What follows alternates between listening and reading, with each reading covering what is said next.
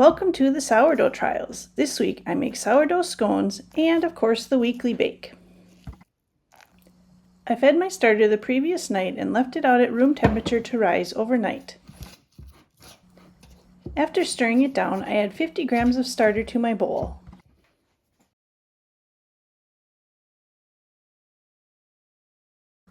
Make that 100 grams. I was in a bit of a time crunch, so I wanted my dough to rise a little bit faster than normal.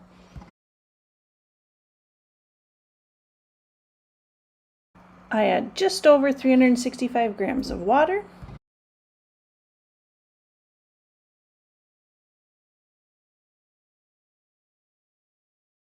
,400 grams of bread flour, and 100 grams of whole wheat flour. Finally, I add 10 grams of salt. After mixing it into a shaggy dough, I cover it with plastic and let it rest for about 30 minutes until I start the stretch and fold process. This is my discard jar. I add anything that's left over after feeding my starter into this jar and use in recipes throughout the week.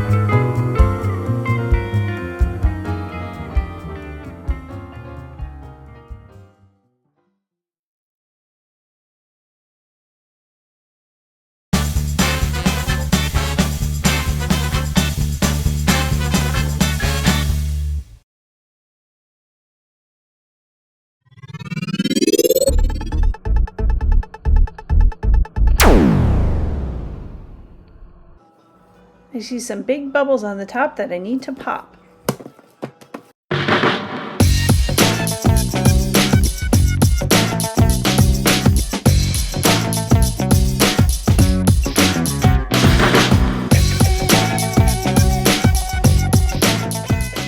I'm continuing to work on my shaping technique so I can get that perfect loaf.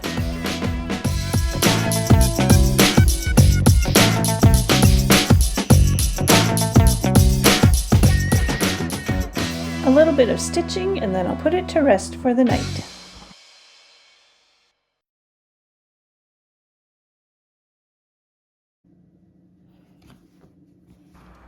Cornmeal on the pizza peel and rice flour in the banneton.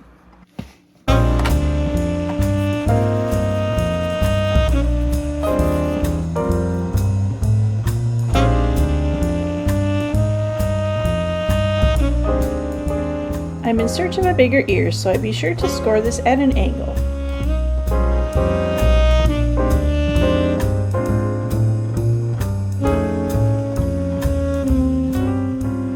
I see I didn't get all the big bubbles.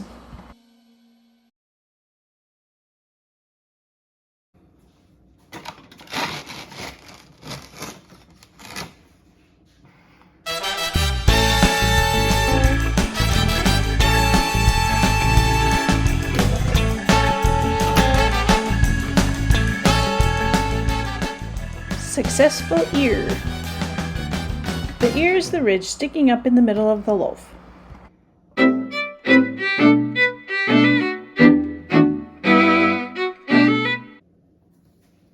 The last check is what the crumb looks like inside the loaf.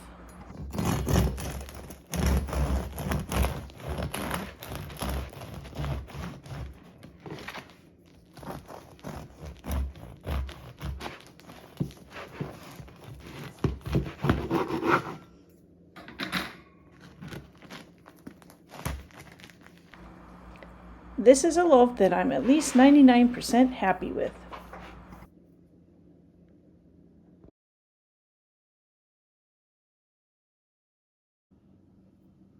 For the scones, I start by mixing the dry ingredients in a food processor. I only have a small food processor, so I'm doing this in 2 batches. I start with flour, sugar,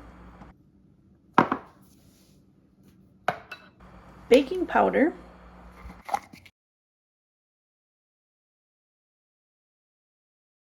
a little chaos,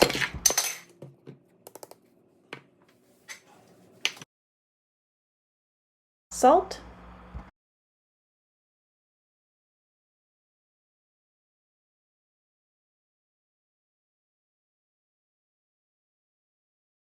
and cold butter.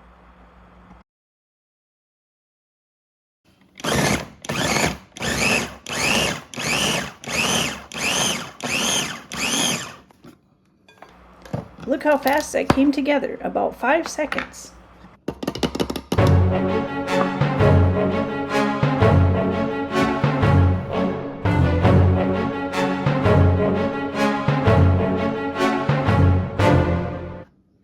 One more time for the rest of the dry ingredients.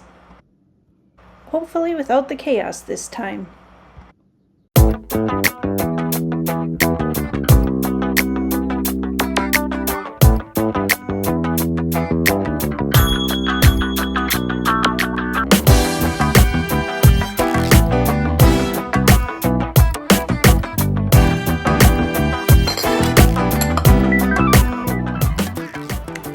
For the wet ingredients, I use 1 egg,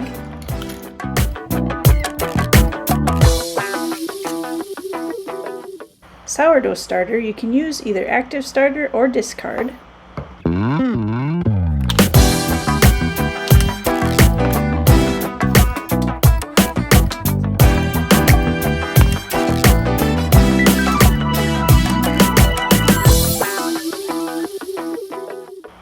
vanilla, and heavy cream.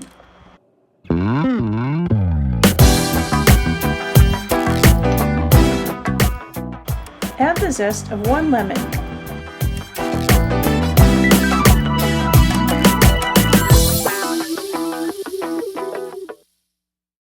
Whisk the wet ingredients together. Add the flour mixture from earlier. Mix gently with a rubber spatula to combine.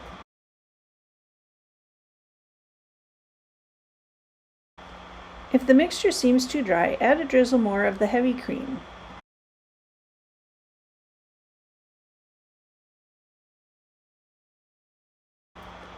I'm going to finish combining by hand, so I need to clear my space.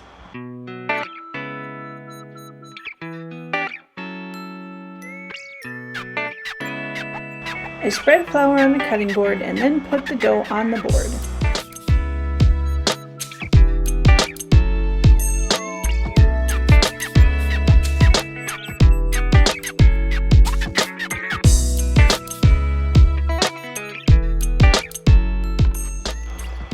The dough comes together with some gentle squeezing and patting.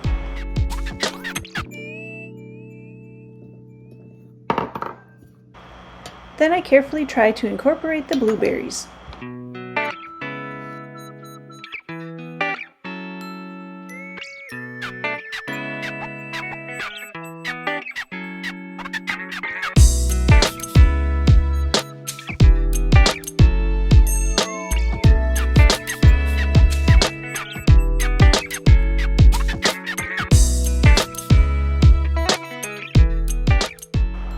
Finally, everything is incorporated and cohesive.